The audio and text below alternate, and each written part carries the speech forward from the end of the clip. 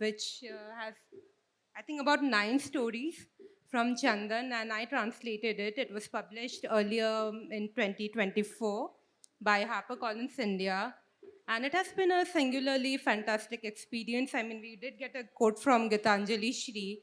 I mean, I think that's something we can boast about and be very happy about. And in our audience, we actually have the people who sort of came together to make the book a reality. Chandan, of course, he wrote the stories, but to be fair, like I had no intention of translating him. We did not know each other, and I don't think we would have like sort of naturally crossed paths. But Arunava, I can see him in this audience. Arunava Sinha, a fantastic translator, mentor, and my editor at Scroll as well. And he put me in touch with Chandan. He said, I sort of like I had displayed no talent or what should I say, patience for translation, but he just put me in touch with Chandan. And he said, there's this new writer, why don't you go ahead and translate him? And I said, well, why should I? I've never done it in my life, and there's no reason for me to start now at my grand old age. But Arunava said a very nice, poignant line which has sort of stuck with me. And he says, like, there's no harm in trying. Like, no one's asking you to publish the book. Why don't you just do it for fun? And he forwarded me Chandan's mail, it was a very clean mail with 7 PDFs attached to it. And I just went for it and did not look back. And now we have a book. And another person whom I must thank here is Renita. Renita, if you will please raise your hand and not be shy. I owe so much of my writing to Renita, who perfected it, honed it, who was so very patient and so very thorough with the editing.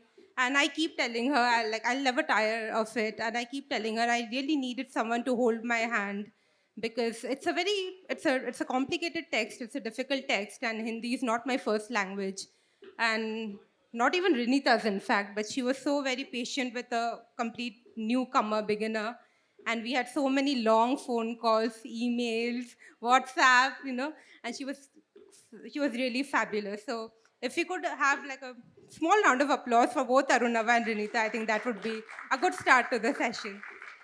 Thank you both. Chandan, I'll come to you first, and I'll ask my questions in English. Sorry, like I said. Um, so tell us, you work at Tata. Why do you write books? Like, who has the time and who has the patience to write books after doing working long hours of the day? नमस्कार।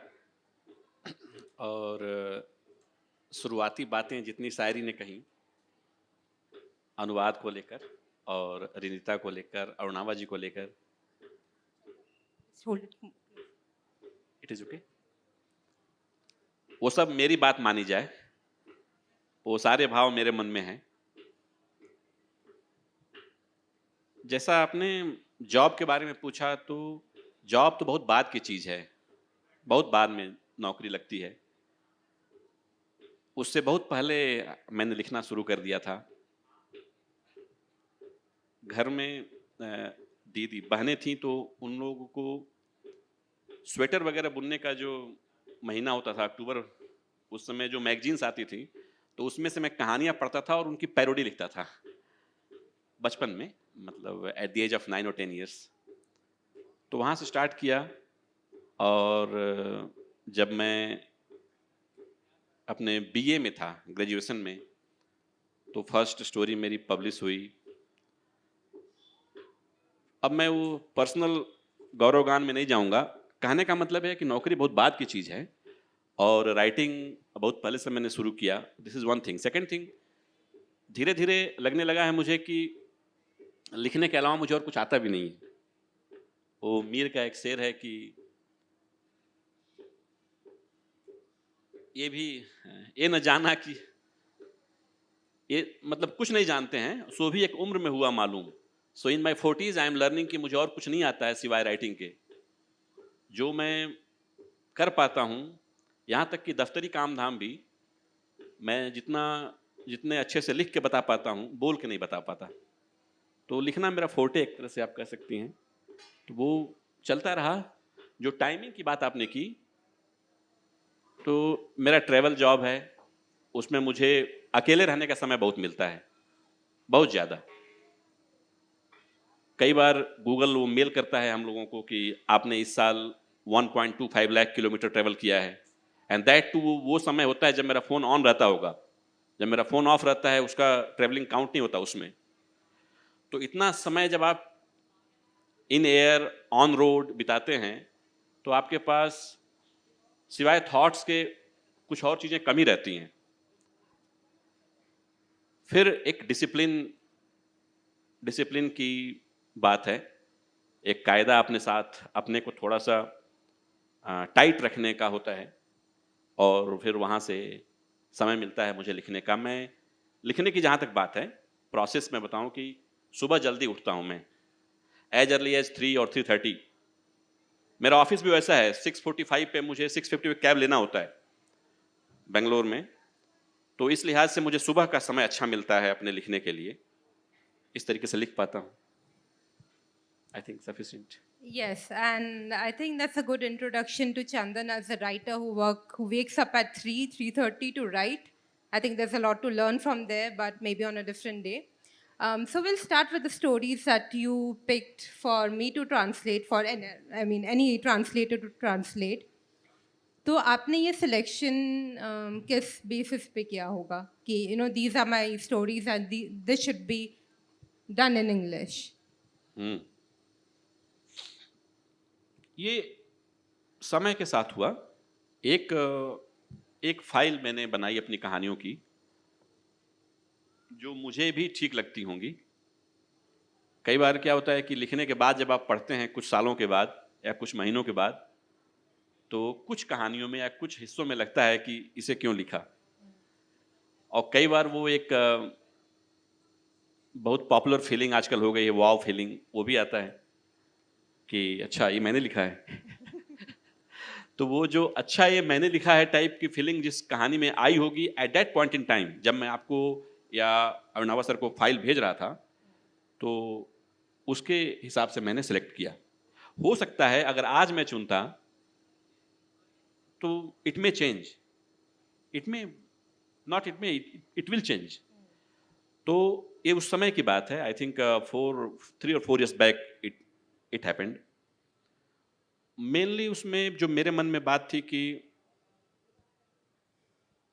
जो readers ने मुझे बताया कि मेरी कहानी में क्या है, मैंने तो लिख के रख दिया, लेकिन रीडर्स ने बताया, मतलब जो इंटेलिजेंट रीडर्स हैं, जिन्हें हम क्रिटिक भी कहते हैं, उन्होंने बताया, तो मैंने फिर उनकी निगाह से भी अपनी कहानियों को देखना शुरू किया कि अच्छा, Chandan Pandey is writing about power struggle, so let Chandan Pandey see कि चंदन पांडे क्या लिख रहे हैं।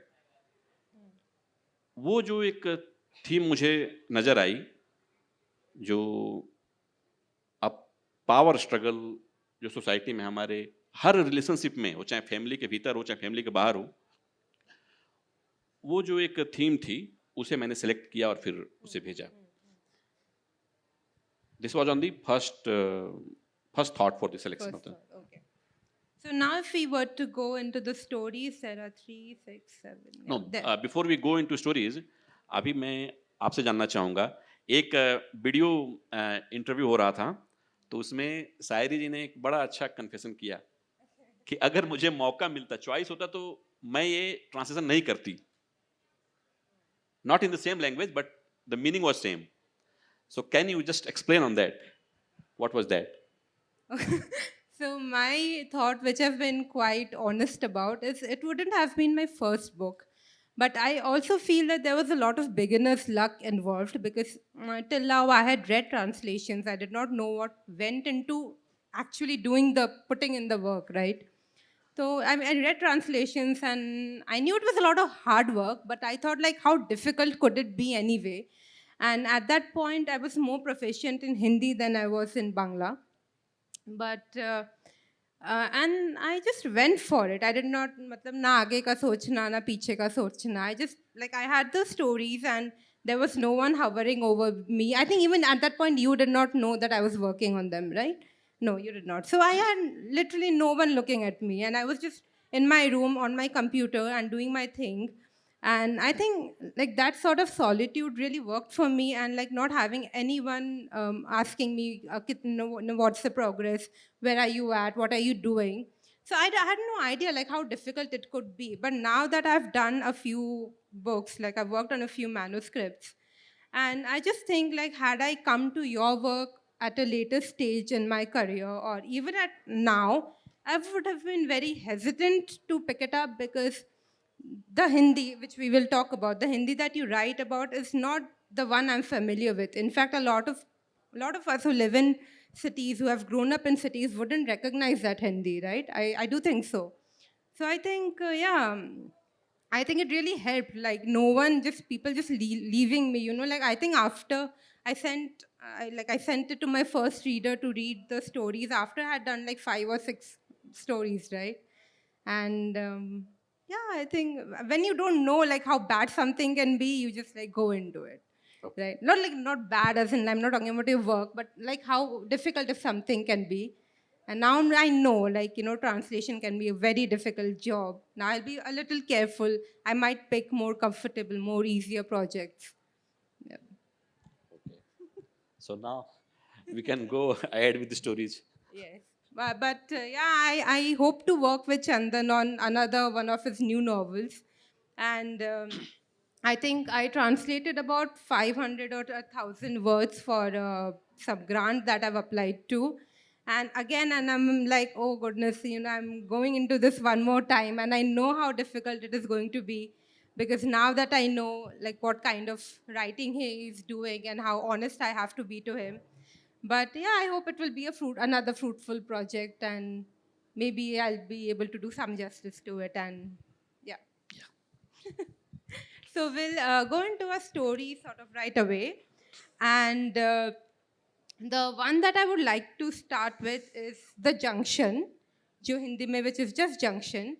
And in there, you write about a mob lynching, but it's not very explicit, right? It's just something that happens. And for something as trivial as a person not leaving their train seat, a seat on a train, right? And then they get killed over it. So, like, but we are in sort of a situation where mob lynchings happen. They have become very common over more trivial things such as food, love, marriages. So, and like, I sort of keep coming back to this because you work in a very corporate setup.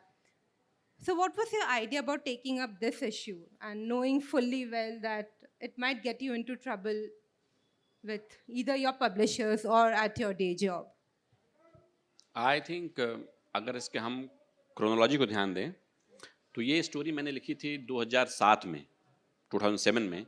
So at that point in time ये getting publishers in trouble वाला issue नहीं था. तो उस समय मैं अपने BA के आखिरी वर्ष में था और ये कहानी मैंने लिखी थी. तो कहानी का आइडिया ये था कि एक मर्डर जब होता है, एक इनोसेंट का जब मर्डर होता है, किलिंग जिसको बोलते हैं, वह दूसरे जो उसका ऑडियंस है उसके दिमाग में क्या इम्पैक्ट लेकर आता है, कैसे वो याद रह जाती है चीज़. तो दिस स्टोरी, ये जो कहानी है जंक्शन, ये सिर्फ एक ट्रेन के सीट के लिए हुए मर्डर पर नहीं है. ये जो उसकी मेमोरी कैरी फॉरवर्ड होती है, कैरी ओवर होती है, वो कैसे एक नारा बन जाता है वह आदमी, और कैसे उस नारे को एक दूसरा समूह किसी और जगह पे इस्तेमाल करता है. वह जो लोक देवता के बनने का कॉन्सेप्ट है, एक लोक देवता जब बनते हैं हमारे, वो अमूमन ऐसे ही शहीद होते हैं. जो घर के दीवार के लिए झगड़ा हो रहा है और उसमें उनका डेथ हो गया, तो वो किस तरीके से हमारी स्मृतियों में बस जाते हैं. और फिर जो दूसरी गतिविधियां हैं, जैसे आपने देखा होगा कि चौरा बांधते हैं हम लोग, तो वो चौरा बांधने की कहानी है. वो एक ऐसे आदमी की कहानी है जो अलग अलग जगहों पे जाके चौरा बांध रहा है, और उस चौरा बांधने में उसकी स्मृति उसे आ रही है कि वो ये इस चीज़ को उसने खुद देखा था अपनी आँख से और कुछ कर नहीं पाया था. तो वो जो मेमोरी प्लस गिल्ट जो मुझे लगता है कि हमारी सेंचुरी की सर्वाधिक एक प्रिवलेंट इमोशन होकर रह गया है। उस गिल्ट में वो दबा हुआ है कि हमारे आंखों के सामने इसका मर्डर हुआ और मैं इसको बचा नहीं पाया। उस गिल्ट से वो प्रभावित है और फिर उसे खींचता है कि इसे अगर हम, और वो भी सायास नहीं, उसका सारा कुछ अनायास हो रहा है। वो अपने आप ड्रिवन है इस बात से, इस आइडिया से कि अगर हम इसे एक स्वरूप दें, इस आदमी की मेमोरी में हम ज़्यादा से ज़्यादा रखें, क्योंकि वो दूर का आदमी है, वो ट्रेन कहीं और से आ रही है और ये एक्सीडेंट कहीं और होता है, which is the form of lynching. वह दूर से आ रही ट्रेन में कोई परिचय नहीं है, उसका नाम भी नहीं पता है, केवल उस पुरुष की स्त्री ने इसे मनई नाम से बुलाया है, वो मनई नाम ये लोग पिक कर लेते हैं और फिर उसे उसका एक नारा बनता है, वो दूसरी जगहों पे काम आता है, एक चौरा बांधा जाता है और उस काल्पनिक मनुष्य, एक तरह से काल्पनिक कहेंगे क्योंकि वो उस जगह का नहीं है, उसके लिए भी शासन परेशान हो जाता है कि एक नया नारा बन रहा है। तो जब आप पावर में रह रहे लोगों को अनकंफर्टेबल पोजीशन में ले जाते हैं तो कैसे रिएक्ट करते हैं, इसकी भी कहानी है जंक्शन। तो ये 3-4 सतहों में चलती है कहानी कि एक तो जैसे आपने बताया कि एक ट्रेन के सीट के लिए, और दूसरा मेमोरी और गिल्ट, ये दोनों चीज़ों को हमने इस कहानी में एक्सप्लोर करने की कोशिश की है। And you talk about memory, but I'll also come to a very literal story about memory and forgetting. So the book opens with a short story called Forgetting, which is Bhulna in Hindi.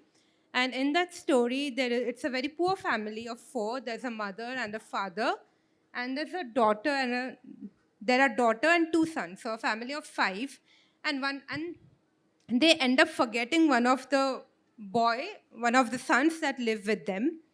And the reason for that being this child is academically gifted and they hope that he will sit for the engineering exams and get a private job and earn money for them. But they become so obsessed with this idea of their child living in the future and bringing home money that they forget that he's here, he's now with them and he's young, and they simply forget about his existence. So much so that when the census people come to do a head count, they say that we are only 4 people. This 5th person does not exist, right? So I think it's an interesting sort of an outlook towards the child as well. Ki this person who has no voice, who has no power, and the adults sort of just forget about him, right? So tell us about this, like empathizing with a child and writing the story from their point of view. Actually ये भूलना कहानी की बात हो रही है, तो भूलना का जो पोस्ट इवेंट, यानी कि उसके लिखे जाने के बाद लोगों ने पढ़ा, उसकी अपनी अपनी विवेचना, अपनी आलोचना की, उससे हो सकता है मेरा भी थॉट प्रोसेस बना हो कि मैंने कैसे कहानी लिखा, लेकिन यह उन चंद कहानियों में से है जिसे मैंने किसी प्रभाव में नहीं लिखा। अमूमन क्या होता है कि आप कहीं से कोई आइडिया लेते हैं, कहीं से कोई विचार लेते हैं और वह मुझे अच्छा भी लगता है, क्योंकि प्रभावित होने की क्षमता सब में नहीं होती है। आप कोई अच्छी किताब पढ़ रहे हैं और अगर आपके अंदर क्षमता होगी तभी आप प्रभावित भी हो पाएंगे। अमूमन इसे एक खराब तरीके से लिया जाता है कि ये तो इम्प्रेशन है या नकल है, बट मुझे अच्छा लगता है कि ये एक एक्सटेंशन है। लेकिन इस कहानी में ऐसा नहीं था। इस कहानी में ये एक अच्छा बुरा जैसा भी बनी ये कहानी, ये मेरा अपना आइडिया था। और ये होता है कि हम जब किसी चीज़ से बहुत ऑब्सेस्ड हो जाएं तो उस चीज़ को ही भूल जाते हैं। लाइक अगर इसका हम दूसरा उदाहरण देकर समझाएं तो एक शेर है कि तू आके जा चुका है मगर तेरा इंतजार है। तो वो जो शायद इस पर एक निज़ार कब्बानी की बहुत अच्छी कविता भी है इसी थॉट पे, कि एक नहीं पेशवा की कविता है कि वो कल आने वाला बंदा एक है और उसके आने को वह इस तरीके से जी चुकी है नायिका कि अब वो कल आएगा, लेकिन आज वो इस तरीके से जी चुकी है कि कल उसके आने की अब जरूरत भी नहीं है। तो अभी वो लोग मास्टर लोग हैं, उन्होंने अच्छे से लिखा। मेरा लिखने का पॉइंट ये था कि फैमिली जो कि सबसे सुरक्षित जगह है, परिवार से सुरक्षित एक बच्चे के लिए, और ये हकीकत सी बात है, मैं बिलीव करता हूँ, इसलिए नहीं कि परिवार कोई बहुत प्रगतिशील जगह है। प्रोग्रेसिव जगह है, नहीं। इसलिए कि जितनी भी संस्थाएं उपलब्ध हैं, जितनी भी संस्था, नेम अस इंस्टीट्यूशन, स्कूल हो, सरकार हो, कंपनी, घर, उसमें परिवार सर्वाधिक सुरक्षित जगह अभी भी बचा हुआ है किसी के लिए। आप याद करिए कि 2014 के बाद में कितने सारे इंसिडेंट्स हुए मॉब लिंचिंग के। हमने सबने अपने सोशल मीडिया, अखबारों, इन जगहों से रोया गाया, सब कुछ किया, लेकिन उनके लिए अगर कोई खड़ा हुआ उस पर्टिकुलर विक्टिम के लिए, तो उसका परिवार ही था। और ये उस एक रिग्रेसिव संस्थान का, एक रिग्रेसिव इंस्टीट्यूट का वैल्यू बताता है कि रिग्रेसिव होते हुए भी अभी कितना प्रोग्रेसिव बना हुआ है compare to all this modern institutes, जैसे हम गवर्नमेंट आदि कुछ कुछ भी नाम दे सकते हैं। सो कमिंग बैक टू भूलना, उसे लिखते हुए मेरे मन में ये बात थी कि जब आप, जिसे आप सर्वाधिक प्यार करते हैं, और अगर आप इंडियन, खास करके नॉर्थ यूपी के परिवारों में अगर आप देखें, तो छोटा भाई जो होता है वो सर्वाधिक प्यारा होता है। उसको भूलने की संकल्पना, मतलब जब मैं बाद में सोचा, लिखने में के फ्लो में तो मैं लिख गया, लेकिन बाद में मैंने कई बार सोचा कि हाउ कैन आई डेयर, ऐसा ऐसा मैं क्यों लिख सकता हूँ कि मैं अपने, या जो भी नायक है उसका, वो अपने भाई को भूल जाए, माँ अपने बेटे को भूल जाए, घर में रहते हुए, और जो जो सेटअप है वो एक कमरे का है। तो मैं आपको इस तरीके से बता रहा हूँ जैसे मैंने किसी और की कहानी पढ़ी हो। ये मेरी ही कहानी है, लेकिन समटाइम्स लगता नहीं है कि मैंने लिखी है, चांस की बात है। तो उसके पीछे मेरा मेरा पॉइंट यही था कि जब आप हाईली ऑब्सेस्ड हो जाते हैं किसी चीज से, किसी थॉट से खास करके, तो आप उसी पर्टिकुलर पॉइंट को भूलने लगते हैं, और फिर जो आपके सर्कमस्टांसेस हैं वह उसमें ऐड ऑन करता है। अगर वो आसपास जो कहानी के फ्रेम में एक टेररिज्म का एनवायरनमेंट है, वो अगर ना होता तो शायद वो चीज़ें एग्रीवेट ना होती, लेकिन वो उसे हेल्प करती हैं। तो फैमिली के भीतर, यानी कि जो सबसे सुरक्षित जगह है, वहाँ पर हमारे घरों का, हमारे घरों में हमारे बच्चों का क्या क्या प्लेसिंग है, इसको शो करने के लिए मैंने स्टार्ट किया था। फिर वो कहानी किसी और दिशा में चली गई। And one of your favorite themes seem to be also like corporate bullying, right? Like the hierarchy, the bullying. And it is very evident in two of the stories, that is The Poet, which is Kavi in Hindi, and Wound, which is Chot, right? And you told me an hour back that you are quitting your job in a month or two. Oh, there are some people are quite happy about it. But yeah, so tell me, so what does this mean now? Now that you are out of this corporate setting very soon, corporate setting से अगर मुझे बाहर आना है तो वो it is strictly मेरा choice है। Means it is not like, means जो मेरा ग्रोथ रहा है वो काइंड ऑफ एग्जाम्पलरी लोग बोलते हैं, I am not saying that. तो वहाँ मुझे पर्सनली कोई दिक्कत नहीं है, सिवाय इसके कि मेरा जो राइटिंग, और उससे भी पहले जो मेरा फैमिली, एक जो होता है ना कि सबके जीवन में एक कोई ऐसी चीज़ फंस जाती है, एक कोई नुक्ता फंस जाता है। तो दिक्कत क्या है कि मेरी वाइफ का जॉब है बोलपुर में, शांति निकेतन में, बच्चे मेरे वहाँ रहते हैं, और मैं बहुत ज़्यादा मिस करता हूँ उन्हें। तो फिर इस चीज़ को ध्यान में रखते हुए मैंने एक डिसीजन लिया है। It has nothing to do with, हाँ, बुलिंग मैं देखता हूँ, मैं उसे रिसीव करता हूँ अपने हिसाब से, एज ए राइटर और एज ए ह्यूमन बीइंग, उसे मैं लिखने की कोशिश करता हूँ। बट पर से हम लोगों का कोई बुलिंग, मतलब थोड़ा ऐसा नहीं हो पाता so है। strictly fiction, whatever happens in The not Poet. Fiction, not fiction, happened on someone else. जैसे जो वुंड कहानी है, चोट, तो चोट में एक एक आइडिया ऐसे आया कि जब बुश बुश पर एक जूता फेंका गया था, तो ये हुआ कि कितना इजी है इसे फैब्रिकेट करना, कि हम किसी से कह के जूता फेंकवाएंगे और वह एक अलग नरेशन पकड़ लेगा, क्योंकि हमारा पावर, शासन, ये समय के साथ होता है। कई बार विद्रोही ताकतें जो विद्रोह करने का मादा रखती हैं, मैं पॉजिटिव अर्थों में कह रहा हूँ, वो ताकतें अच्छी होती हैं, ताकतवर होती हैं, और कई बार जो तंत्र है, जो सिस्टम है, वो ताकतवर होता है। तो आज की तारीख में कहना ना होगा कि system is very powerful, very very powerful, उसके आगे कोई और ताकत संभव ही नहीं दिख रही है। तो हमने ये तय किया कि अगर ये जूता चले ही ना, जूता चलने का मैसेज जाए लेकिन जूता ना चले, उसमें सिस्टम कैसे रिएक्ट करेगा? क्योंकि सिस्टम से मैंने वो चीज़ छीन लिया, जो फिजिकल जूता है, वो मैंने छीन लिया। मैंने जूता दिखाया, एक आर्टिस्ट है कहानी में, जो सबकी समस्याएँ रिज़ॉल्व करता है। सब अपनी समस्याएँ उसके पास लेकर आते हैं, ऑफ़िस की समस्या, जैसे किसी को टाइम से उसका बॉस नहीं छोड़ रहा है, तो वो नेक्स्ट आर्टिकल में वो चांस की बात है कि वो अखबार का दफ्तर है। नेक्स्ट आर्टिकल में जो वो इलस्ट्रेशन बनाता है, उसमें जूते का चित्र बनाएगा जो उसको दिखाया जाएगा। और ये ऑफ़िस में पूरी जानी हुई बात है, यहाँ तक कि पावर स्ट्रक्चर भी जानता है उसे। लेकिन जब उन्हें कोई डिसीजन लेने की बात आती है तो उसको इश्यू बना देते हैं कि आपने ये जूता इसलिए बनाया ताकि आप हमें मारने का इशारा कर रहे थे। सो उसके पीछे आइडिया ये था कि हम जूता, फिजिकल जूता जब छीन लेंगे जूता मारने में, तो क्या इम्पैक्ट आएगा। उसके बाद अब आइडिया को डिपिक्ट करने के लिए एक सेटिंग देना होता है, तो फिर वो कॉर्पोरेट सेटिंग है और बुलिंग है, इसलिए इस लिहाज से वो कहानी लिखी गई, चोट।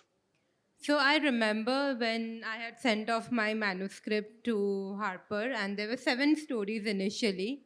And at the very last moment, Chandan called me up very apologetically and he said, would you mind doing 2 more stories? And I was like, yes, of course, what do you want me to do? And he added Chot and Bhulna, the one we were talking about.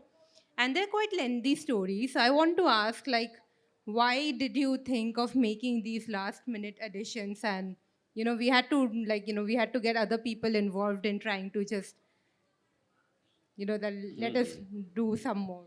I think ये बहुत अच्छा सवाल है, बहुत अच्छा introspection का सवाल है मेरे लिए, क्योंकि आप इतनी जगहों पर मैं एंगेज रहता हूँ कि मुझे लगा कि ये दोनों कहानियाँ तो होगी ही होगी उसमें, और मैंने कभी चेक नहीं किया। क्यों नहीं किया? क्योंकि मुझे पता था कि ये होंगी। अब ये पता होना, ये जो कॉन्फिडेंस था मेरा, ये इतना गड़बड़ करने वाला था। लेकिन क्यों इसको रखा, मैं उस पे जा रहा हूँ कि हिंदी का जो पाठकीय संसार है, उसमें इन कहानियों को अच्छी महत्ता मिली हुई है। और भूलना के पीछे एक स्टोरी ये है कि एक सज्जन ने उसे ट्रांसलेट करना चाहा बहुत पहले, तो उन्होंने आधे में रोक दिया कि क्या एब्सर्ड सी स्टोरी है। तो मैं चेक करना चाहता था कि इंग्लिश रीडरशिप जो है, वो उस कहानी को कैसे पढ़ती है, पहली बात। दूसरी बात ये भी था कि जैसे मैं तो राइटर हूँ, मुझे तो सारा अच्छा लगेगा अपनी कहानी, लेकिन जो जो हिंदी के क्रिटिक या हिंदी के जो पाठक हमें बताते हैं कि चंदन तुम्हारी ये कहानी ठीक है, उसे अगर हम लेकर जाएं तो उस पर हम रिएक्शन देखें। और चांस की बात है कि जितने भी रिव्यूज मैंने देखे, सब में भूलना हैड अ प्लेस, भूलना had a place, and that was means I, मैंने अक्सर अपनी पत्नी से भी ये बात करता हूँ कि चांस की बात है कि भूलना वहाँ भी पसंद की जा रही है और हिंदी में भी की गई। ये And लिहाज my से। final question to you before we let the audience ask some questions is tell us a bit about writing in Deoria Hindi, and like if you could also tell us where Deoria is and what kind of Hindi is spoken there. I think जब आपने शुरुआत में जवाब दिया ना कि जो हिंदी के साथ एक एक सिचुएशन में कहूँगा, उसे मैं कोई एडजेक्टिव नहीं दूंगा कि वो फॉर्चुनेट है या अनफॉर्चुनेट है, कि वो इतने विस्तार में है, इतना बड़ा अपार विस्तार है उसका, कि उसे पकड़ पाना बड़ा मुश्किल हो जाता है।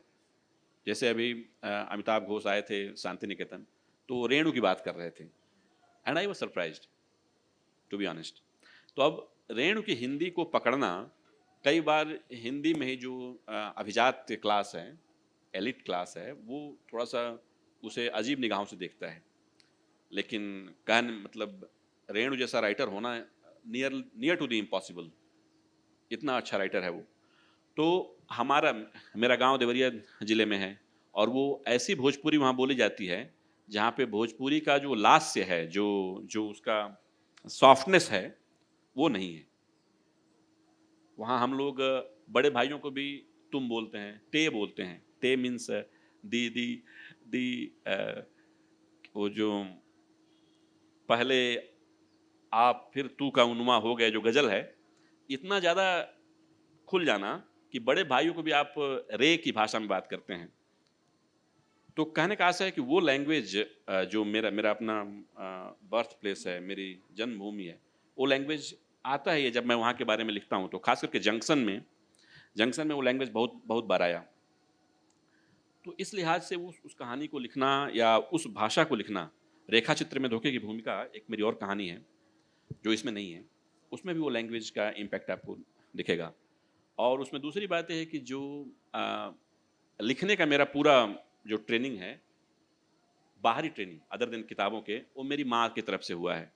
तो अम्मा के पास इतनी कहावतें हैं, मतलब समटाइम्स मैं 42 ईयर्स की एज में मैं पहली बार सुन रहा होता हूँ कि ये 40 साल से इसने बचा के रखा था, कभी नहीं बोला, और आज कोई पर्टिकुलर सिचुएशन आया और आज वो उसको कहावत याद आ रही है। वो कब सुनी होगी अपने किसी घराने से।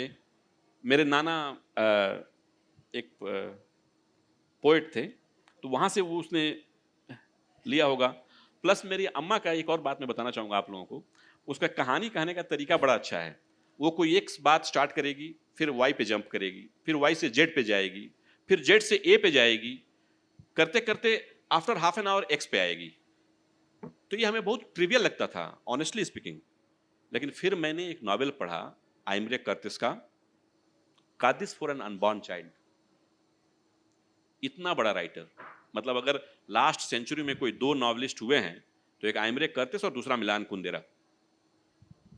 कर्टिस इस आइडिया को एक्सप्लोर करता है। उसे बस इतनी सी बात बतानी है पूरे नॉवेल में कि ये उसने बच्चा करने से उस दंपति ने नो क्यों किया, जो कि अगेन बर्नहार्ड का एक नॉवेल है यस, वहां से वो चूंकि बड़ा आदमी है, बड़ा राइटर है, तो उसने इंस्पायर हुआ है। कोई अगर सामान्य राइटर होता तो वो ओरिजिनल हो जाता। तो वो इंस्पायर हुआ है थॉमस बर्नहार्ड से, और सिर्फ इतनी सी बात बताने के लिए कि उसकी पत्नी ने डिसीजन लिया है कि they will not have a child. No, first novel का पहला वर्ड नो है, वहां से स्टार्ट होता है। और उसके बाद जो पूरा मैंने जब उसे पढ़ा तो लगा कि my mother was giving me idea, और मैं इतना बड़ा इडियट था कि वो आइडिया मैं कभी एक्सप्लोर नहीं कर पाया। वो स्टाइल मेरी माँ के पास है, तो वहाँ से हम लोगों ने सीखा लिखना। तो जाहिर सी बात है, और मुझे अच्छा लगता है अपना, जब मैं अगर संभव हुआ तो मैं कभी भोजपुरी में भी लिखूंगा। मीन्स वो मुझे अब ठीक लगने लगा है कि अपने आप को लिखने तक सीमित रखो, do not think of very big points, लिखो और रहने दो।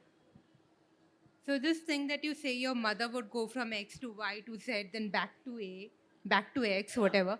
I think आप भी ये करते हैं because Junction it runs to almost 40 pages, and it was a story with which I struggled the most because even at some points I was like, hold on, where did this person come from? Where is this going?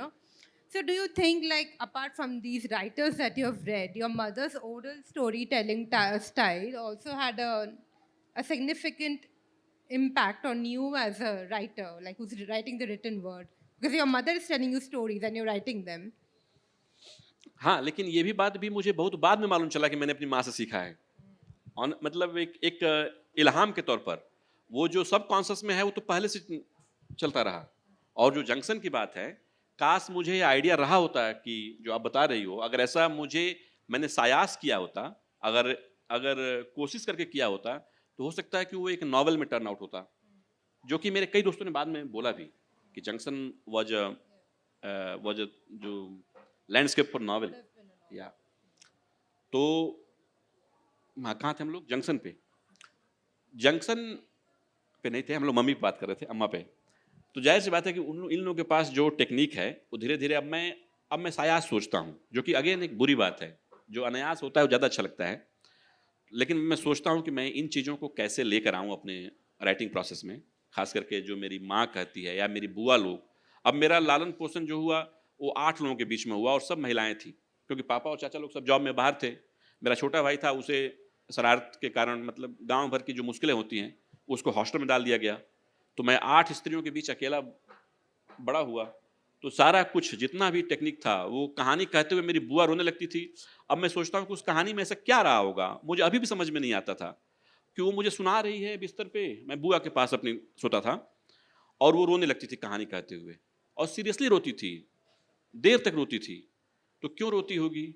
या जैसे जब मेरे यहाँ खाना बनता था, वो मिट्टी का चूल्हा, तो चाची मुझे अपने पास रखती थी, और मैं पढ़ने के डर से कि ना पढ़ना पड़े, तो 6 बजे से 9 बजे तक तो टिपिकल चाची के पास बैठता था, जब तक पढ़ने का प्रेशर आ सकता है, उसके बाद कोई नहीं बोलता है। तो वो चूल्हे के पास मुझे बैठाए रखती थी, और हर तरह की कहानियाँ जो उन्होंने अपने गाँव घर में सुनी होंगी, तो मेरे लिए एक रूटीन था वो। इसमें कभी अगर डिस्टर्बेंस हो तो मैं पूछता था, जैसे मेरे पापा अगर छुट्टी पे घर आ गए, तो मैं इतना डरता था कि उनके आने के दिन ही पूछता था कि ये कब जाएँगे?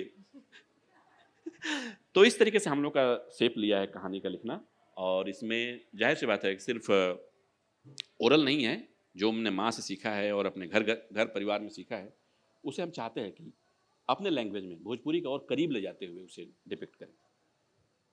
Thank you, Chandan. I think we are out. We have 3 minutes for questions, right? So if anyone has any question, if you could please raise your hand, the mic will travel, I'm sure. 8 minutes? Okay, okay. Okay, so we can take a couple of questions. I can see some raised hands. Yeah. Thank you sir, it was a nice session. Sir मेरा question आपसे ये है कि आपने ये बोला कि हम किसी चीज़ से ऑब्सेस्ड हो जाते हैं अगर, तो हम उस चीज़ को भूलने लग जाते हैं। तो सर ये कैसे पॉसिबल है कि हम किसी चीज़ को किसी चीज़ से इतना प्यार कर रहे हैं और उसको हम भूल रहे हैं? तो ये मतलब थोड़ा समझ नहीं आया, इसको थोड़ा और डिस्क्राइब करेंगे आप? बहुत बड़ी बात है ये, क्योंकि देखो इसको तो पेशवा ने लिखने की कोशिश की, अगर सिर्फ हमारी बात होती, इसे डिस्क्राइब करना बड़ा मुश्किल है। सुसन सोंटांग कहती हैं कि किसी टेक्स्ट से को डिस्क्राइब करना उससे बदला लेना होता है। लेकिन जब आपने मेरे आइडिया पर बात किया, ऐसा होता है। आप कभी आजमाओगे, अभी आप यंग हो, और खुदा न करे कि आपके साथ ये सब चीज़ें हों, लेकिन जब आप किसी सीरियस प्रेम में पड़ोगे, तो ऐसा होगा। ऐसा पक्का होगा कि आप फिर उसे भूलने लगते हो, आप अपने आप में इतना एंगेज हो जाते हो उसकी उसकी कल्पनाओं में। आप सोचो कि जिसने ये शेर लिखा होगा कि तू आके जा चुका है पर तेरा इंतजार है, वो इसी भाव में लिखा होगा कि जिसकी अपेक्षा थी वो नहीं आया, वो फिजिकली आया, लेकिन जो उसके इमेज उसके मन में थी वो नहीं आया, इसलिए ये बात लिखी गई। तो ये आइडिया प्रिवेल करता है, इसे समझाना बड़ा मुश्किल है। आप एक्सपीरियंस करोगे तभी होगा, और मैं ये भी चाहता हूं कि आप एक्सपीरियंस ना करें। Do we have more questions? Yes, we do. Can you please give the mic to the gentleman? Yeah.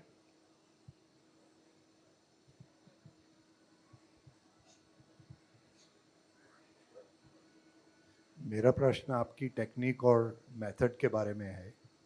आपने कहा कि आपके पास एक फुल टाइम जॉब भी है, तो आप किस समय लिखते हैं, कैसे लिखते हैं?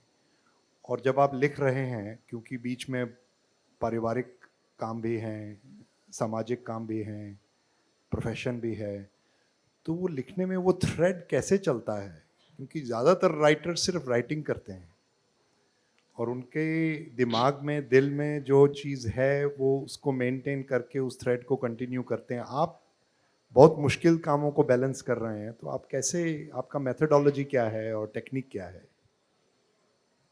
वो बड़ा एक सर पॉपुलर शेर है, चालू शेर कहूँगा, लेकिन मौजू है कि दिल के छालों को कोई शायरी कहे तो बात नहीं। वे पॉइंट ये है कि मैंने शुरू में बताया कि मैंने एक डिसिप्लिन पकड़ा।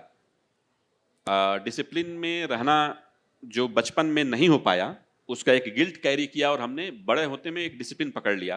And from very beginning I am early riser. तो मैं अभी भी, और इसमें मेरा ऑफिस सहयोग करता है कि वो 6:45 पे मुझे कैब लेनी होती है, 6:50 पे मेरे यहाँ कैब आके खड़ी हो जाती है, तो मैं 3 साढ़े 3 बजे तक मैक्सिमम अपना तैयार होकर बैठ जाता हूँ लिखने पढ़ने के लिए। लिखना नहीं हो पाता है तो पढ़ता हूँ, लेकिन वो मेरा एक टाइम फिक्स रहता है।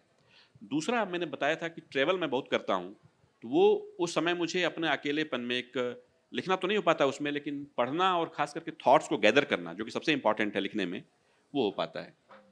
इस तरीके से कोशिश करता हूँ सर। लेकिन आपकी बात बिल्कुल सही है कि अगर मैं फुल टाइम राइटिंग कर रहा होता तो और अच्छा काम करता मैं। Do we have more questions? Yeah, okay. इसी सिलसिले में आप जो कह रहे हैं कि थॉट्स को मैं, तो हाउ कैरी फॉरवर्ड कैसे करती है थॉट को, क्योंकि एक दिन से दूसरे, दूसरे से तीसरे, मैं भी लिखता हूँ, मैं समय नहीं निकाल पाता हूँ कि मैं स्टोरी लिखूँ, मैं कविता लिखता हूँ, क्योंकि कविता एक फट से लिखा जा सकता है। आप स्टोरी लिखते हो तो you have to carry forward the thoughts from one day to the another day, तो वो कैसे करते हो? इसका सर ईमानदार जवाब तो यही है कि हो जाता है, लेकिन फिर भी अगर एक्सप्लेन करना हो एक लाइन में तो बताऊंगा कि मेरी वाइफ ने बहुत ग्रेसफुली सारी चीज़ों को संभाल कर रखा है जो दुनियावी चीज़ें हैं, और दूसरा ये नेमत है कि सब कुछ मिलता रहा। मैं एम्बिशियस नहीं हुआ कभी अदर देन राइटिंग वाले पार्ट को लेकर। तो 24 आवर्स मेरे मन में वो कहानी का, अनलेस अनटिल मैं किसी बहुत सीरियस चीज़ में इंगेज ना हो जाऊं, उसका एक तरीका मैं और करता हूं कि अपना काम मैं पूरा रखता हूं, ताकि कल को प्रेशर ना आए मुझ पे कि मेरा काम पूरा नहीं है। तो निजात पाकर फिर उस थॉट्स को गैदर करना, जैसे नोट्स लेते रहना, अब हो जाता है सर। अब कभी विस्तार से बात होगी इस पे। चंदन जी, आपने शुरू में बोला कि आप अच्छे राइटर हैं बट ज़्यादा बोल नहीं पाते हैं, बट मैं उस पर बोलूँगा गलत है, आप अच्छा बोलते हैं। बहुत अच्छा लगा आपको सुन के। दूसरी बात आपने बोली कि जो मतलब कहानी लिख के भूल जाओ, आपने भोजपुरी के संदर्भ में ये बात बोली थी। तो एक पॉपुलर राइटर होना कितना इम्पोर्टेंट है? मतलब एक चीज़ को बोलना एक बात है, बट उसको पॉपुलर बनाना भी जरूरी है, नहीं तो हम आपको जयपुर लिट फेस्ट में शायद नहीं मिल पाते। I hope you get my question. बहुत अच्छी बात है। Can I add to that question? Please please. Yeah, Chandan. So like all of your books have been translated, right? Like both novels, right? And we hope to do another one. So this, like making your writing popular, and now that there is an expectation that people want to read more Chandan Pandey in English, does this affect your work? That the possibility of a translation as well? बहुत अच्छी बात है ये, और मैं अपने संदर्भ में जवाब नहीं दूंगा, लेकिन अगर ये पॉपुलैरिटी के कारण हो रहा है, इस वजह से आप हिंदी के अनेक अच्छे लेखकों को यहाँ पे नहीं देख पा रहे हैं। मेरे साथ में लिखने वाले जो लोग हैं, नीलाक्षी, कुणाल, ये सब ब्रिलियंट राइटर्स हैं। ब्रिलियंट मतलब नथिंग लेस देन ब्रिलियंट। लेकिन वो उस तरीके से, और मैं भी यहाँ तब आ पाया जब अंग्रेजी का सिलसिला शुरू हुआ। अंग्रेजी का भाई एक रीडरशिप ज़्यादा है, और उसमें शायरी का जो पूरा सपोर्ट है, अगेन मतलब मैं अच्छे अर्थों में स्त्रियों से इतना घिरा हूँ, शायरी ने इतना एफर्ट किया इस किताब पे कि नहीं तो मैं बेंगलोर में रहते हुए मैं कभी BLF में नहीं गया था। इस बार जाना हुआ मेरा। मैं बेंगलोर का नागरिक हूँ, वहाँ हिंदी के लोग थोड़ा कम हैं, कभी मेरा कोई संपर्क नहीं हुआ, तो मेरा एफर्ट वहाँ नहीं रहता है। मेरा एफर्ट, अगर आप उसे पॉपुलैरिटी के लिए कहें या ना कहें, क्योंकि एक बात मैं आपको बताऊं, आप पॉपुलैरिटी चाह के नहीं पा सकते। क्वालिटी पे मैं नहीं जा रहा हूं, कंटेंट इज किंग, ये सब जानते हैं, लेकिन आपका स्वभाव होता है। आप अगर उस तरीके से मोल्ड आपका नहीं है, तो आप चाह के भी पॉपुलर, एक आध कोई झटका मिलेगा जिसमें आप यहाँ पहुंच गए पॉपुलैरिटी में, फिर आप यहीं रहेंगे। तो हम लोग वही वाले हैं, एक कोई ट्रोप मिल गया, फिर बाद में लो पे चलते रहना है। कहने का आशय मेरा यह है कि there are more talents in Hindi जिनको कि अच्छे एक्सपोजर की जरूरत है। Okay, we are getting some glaring looks from the organizers. We are ready to wrap up. Thank you for being such a wonderful, receptive audience. And what a lovely afternoon. Thank you, Chandan. Always a fun conversation with you. And have a nice day. We have more interesting sessions coming up here at Boita. Thank you, everyone. I also want to thank, शुरू में मैं नाम नहीं ले पाया, शायरी को मैं धन्यवाद देना चाहूँगा। इन्होंने किताब पर जितना परिश्रम किया, और रिनीता, सच में जब शुरू में कहा शायरी ने, मैं एक इंसिडेंट बताता हूँ आपको। मैंने किताब में लिखा और वो मेरा अपना भुगता हुआ। मैं अपने पापा को इंजेक्शन दिलाने ले जाता था, बस उसे मैंने कहीं और इम्प्लीकेट किया, उसमें गलती ढूंढ निकाली, और आई वाज सो कॉन्फिडेंट कि नहीं ये तो गलत हो नहीं सकता है। और तब मैं जो न्यूरोबियन वाला केस था, और इन लोगों ने इतना सुंदर एडिट, इतना सुंदर किताब तैयार किया। So I thank you for all your efforts.